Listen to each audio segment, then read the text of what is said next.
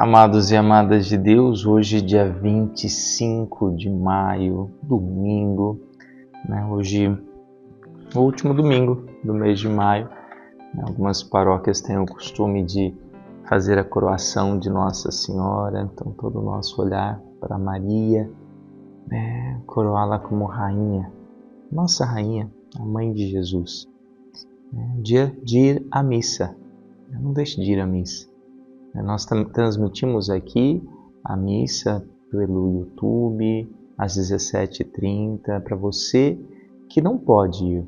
Tem muitas pessoas que vão à missa, mas depois assistem, participam aqui conosco para ouvir a homilia. Então fica o convite também para que você possa ouvir a mensagem, mas sem deixar de ir à sua igreja. Tá bom? Evangelho de São João, capítulo 14, versículos de 23 a 29. Naquele tempo disse Jesus a seus discípulos: Se alguém me ama, guardará minha palavra, e o meu Pai o amará, e nós viremos e faremos nele a nossa morada. Quem não me ama, não guarda minha palavra. E a palavra que escutais não é minha, mas do Pai que me enviou. Isto é o que vos disse enquanto estava convosco. Mas o defensor, o Espírito Santo, que o Pai enviará em meu nome, ele vos ensinará tudo e vos recordará tudo o que eu vos tenho dito. Deixo-vos a paz, a minha paz vos dou, mas não a dou como o mundo. Não se perturbe nem se intimide o vosso coração. Ouvistes o que eu vos disse? Vou, mas voltarei a vós. Se me amasseis, ficaríeis alegres, porque vou para o Pai, pois o Pai é maior do que eu. Disse-vos isto agora, antes que aconteça, para que quando acontecer, vós acrediteis. Palavra da salvação, glória a vós, Senhor. Amado e amada de Deus, aqui nos colocamos diante dessa palavra. Eu quero antes começar pela primeira leitura, só para a gente fazer uma caminhada diante da liturgia da palavra. A primeira leitura dos Atos dos Apóstolos, nós estamos ali vendo a comunidade sendo incomodada.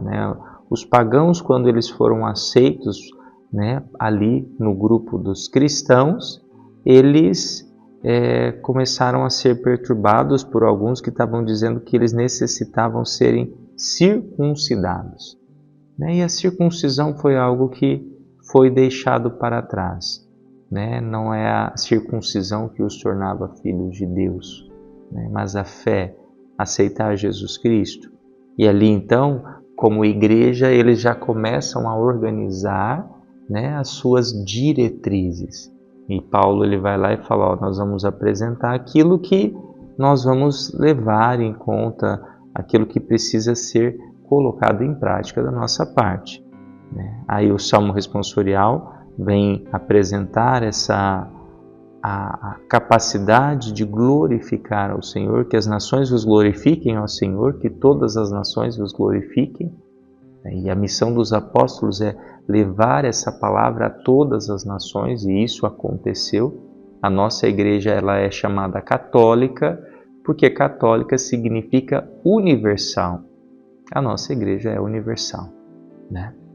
E aí a segunda leitura, novamente a gente volta à experiência mística de São João, o Apocalipse de São João, quando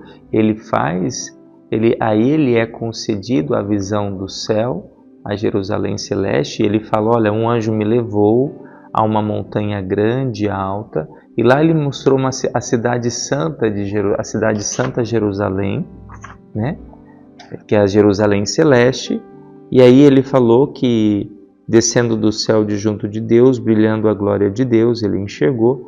Aí ele fala que o seu brilho era como a de uma pedra preciosíssima, como o brilho do jaspe cristalino.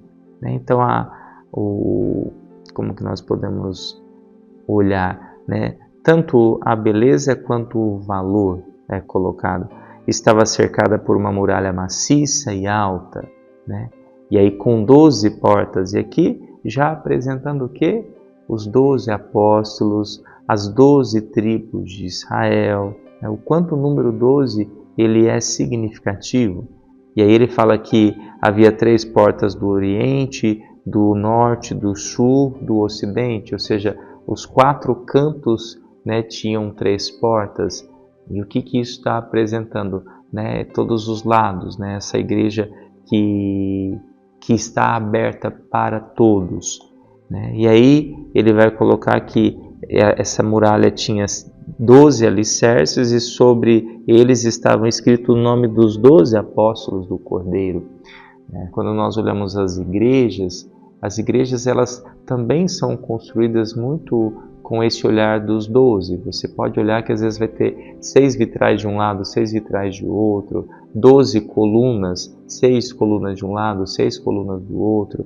Por quê? Para apresentar em cada uma delas, né, esse olhar da Jerusalém celeste do céu, né, entrar neste templo que tem ali a presença dos apóstolos. A nossa igreja, então, como o padre dizia, é a igreja universal, católica, ela é apostólica, fundada nos apóstolos. Então, os apóstolos são os pilares desta igreja. Aí ele fala que ele não viu que lá nessa cidade não se precisa do sol, porque a luz é de Deus. Deus é a luz. Então Deus é essa luz. E neste tempo pascal nós temos Jesus como luz que ilumina através do círio pascal. Essa luz que ilumina a nossa vida. Aí quando nós olhamos para o Evangelho de hoje, o Evangelho nós meditamos essa semana, até mais divididinho, mas vamos meditar de novo. Se alguém me ama, guardará a minha palavra, e o meu Pai o amará, e nós viremos e faremos morada nele. Então neste dia, a pergunta que eu fiz é: você sente que Deus fez morada no seu coração? Você sente que você é morada de Deus? Porque Jesus está dizendo, olha, se você me ama, e não é um amar sentimental, é um amor da prática. Quem me ama, guarda a minha palavra. Guardar a minha palavra é viver os meus ensinamentos. Aí ele fala, quem me ama e não guarda a minha palavra, e a palavra que quem não me ama, não guarda a minha palavra.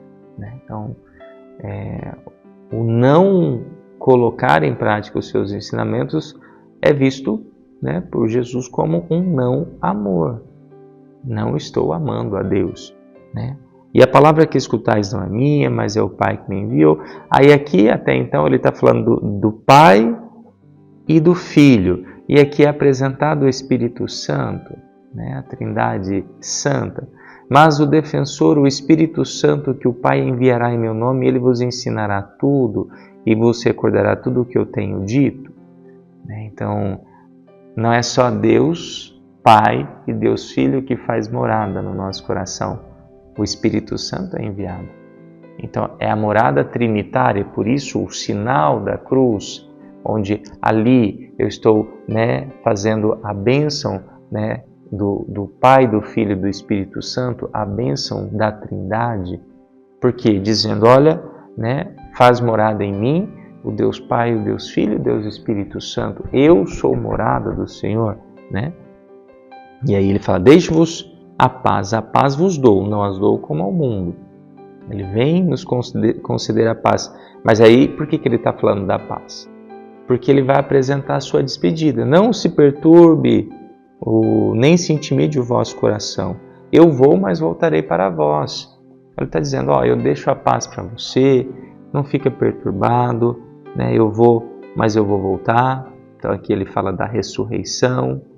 E aqui é o grande ensinamento sobre como nós devemos reagir diante da morte de quem nós amamos. Porque ele vai dizer, se me amasseis, ficaríeis alegres, porque vou para o Pai, pois o Pai é maior do que eu. Então ele vai dizer, olha, aquele que nós amamos, a gente tem que se alegrar. Em que sentido? No sentido de que cumpriu a sua missão e foi para junto do Pai. É essa alegria. Essa é a nossa alegria. Nós vivemos a tristeza de perder um Papa, o nosso Papa Francisco. Mas eu não fiquei com aquele coração choroso, Por quê? Porque na verdade eu falei, ele merecia esse descanso. Né? Quanto sofrimento. Né? Lá sofrendo com as questões respiratórias e é horrível isso, você não conseguir falar porque você não tem fôlego, você, né, ficar ali naquela sensação. Cada crise dessa, eu atendi muitos pacientes nessa situação, eles falam que é como se eles experienciassem a morte. Ele não merecia estar nesse sofrimento, né? E a minha alegria foi porque, né, ele cumpriu a missão e agora está reservado para ele a coroa da justiça. Ele está junto do Pai que ele, né, proclamou por todos os cantos. Né? Então, é essa alegria que ele fala. Se me amasseis, né, ficaríeis alegres, porque eu vou para junto do Pai. Né? Que a gente saiba também se alegrar, né, por aqueles que amamos e que a gente sabe que está junto do Pai. Pai nosso que estais no céu, santificado seja o vosso nome, venha a nós o vosso reino, seja feita a vossa vontade, assim na terra como no céu. O pão nosso de cada dia nos dai hoje, perdoai as nossas ofensas, assim como nós perdoamos a quem nos tem ofendido, e não nos deixeis cair em tentação, mas livrai-nos do mal. Amém. Que Deus Todo-Poderoso abençoe Pai, Filho e Espírito Santo. Amém.